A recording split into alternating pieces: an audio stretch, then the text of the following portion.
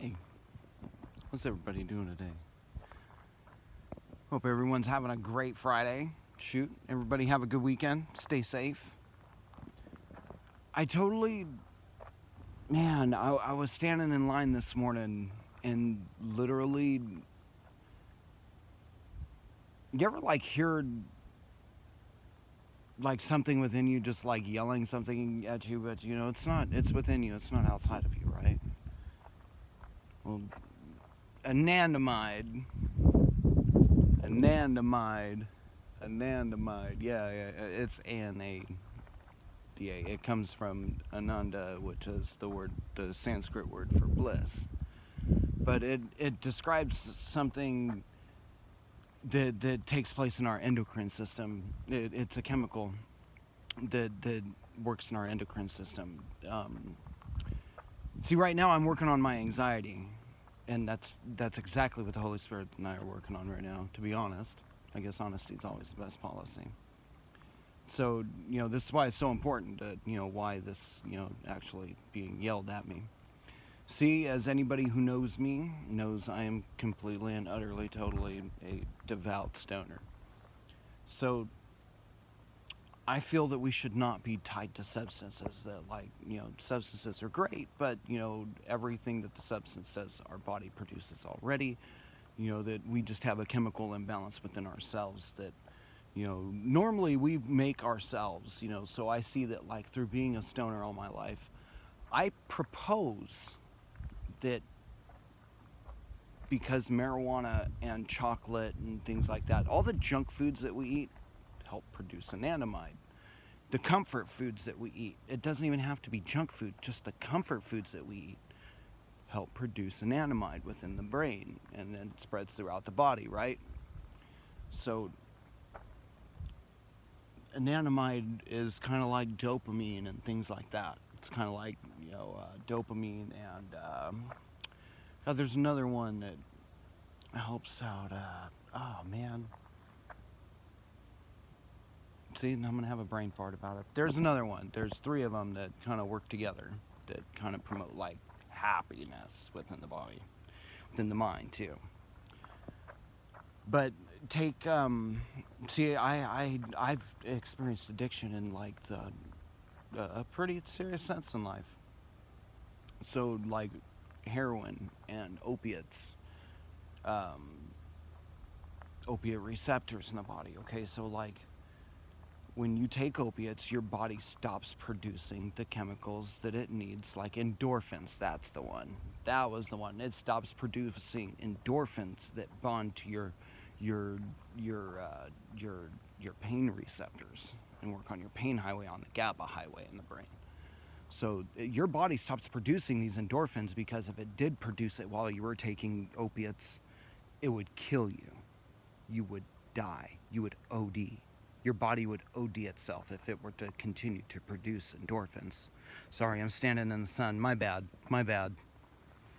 My bad. I don't mean to make everybody start the sun. Although the sun is gorgeous. I love the sun. Even though, our body produces these things on its own, if we just give it a chance to catch back up. Which is what I'm trying to get to, is that like I'm proposing that, the comfort foods that we eat, especially, plant medicines like marijuana and CBD and stuff, man. As much as I want to advocate for plant medicine, which, when we have chemical imbalances, the best thing we can do is to help, do things to promote rebalancing the imbalance, right? Until we can bring the imbalance back into balance in a harmony and like promote homeostasis within the body.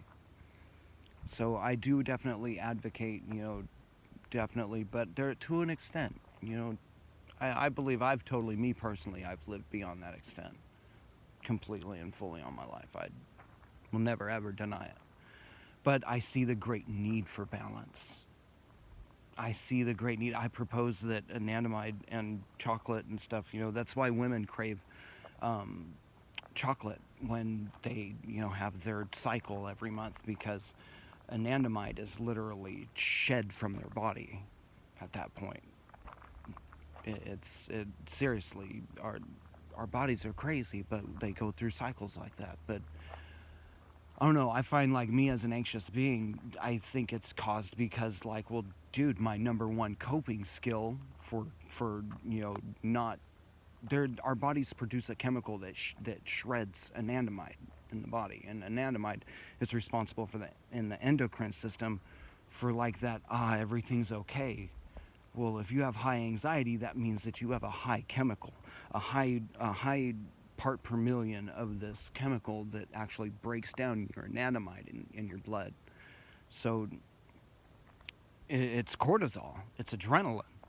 That's basically what's happening is your adrenaline is fear based, which is causing cortisol and adrenaline to dump into your bloodstream, which totally destroys anandamide and endorphins and dopamine and things like that cause you to feel okay.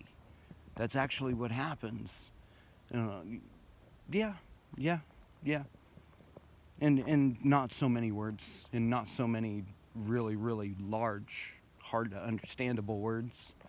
Yeah, that's basically what happens. But I'm proposing that those who smoke tons of weed, are basic coping skill with life is smoking pot, just dumping anandamide back into the system instead of actually dealing with the problem and finding coping skills to actually deal with the problem. So, like, I see it. I see it. Shoot, you know what? I'm proud to say I've already, made appointments and arrangements to make to learn and create new coping skills better than just smoking a joint. We can't always just pick up a joint. God forbid, we're at work, we're driving down the road, we shouldn't be reaching for a joint. That's time and a place, right? Balance. It's not the time nor the place. So better coping skills. That's the best advice I could give all of us, but it's also the one thing I could totally point out today and totally say, hey, this is what I see because I see it in myself. And, shoot, it hurts. I don't want to point the finger at anybody else but myself, but I know that there are others in the world that experience this too. So, it all boils down to coping skills. That's what the solution is. That's literally what it is. I will never ever, I don't ever want to point out problems without pointing out a solution to go with it, because that is the one thing that we all complain, but we seldom want to give solutions that are usable, and coping skills. Just shoot. Talk to people about it. It's the best thing I can say. It's the best thing I've learned. Just talk to people about it. You'd be surprised what God is just waiting to tell you within another person. Just seriously. I've really learned that a closed mouth never gets fed. You gotta speak up. It's hard sometimes though. It doesn't feel like the right people, but God's like, it's that person, trust me. It's funny. But hey, I'm starting to ramble, so hey, you guys have a great day, and I'm really grateful to be able to come and share this with you guys. Thank you, and God bless you all. May Christ be alive in all of you.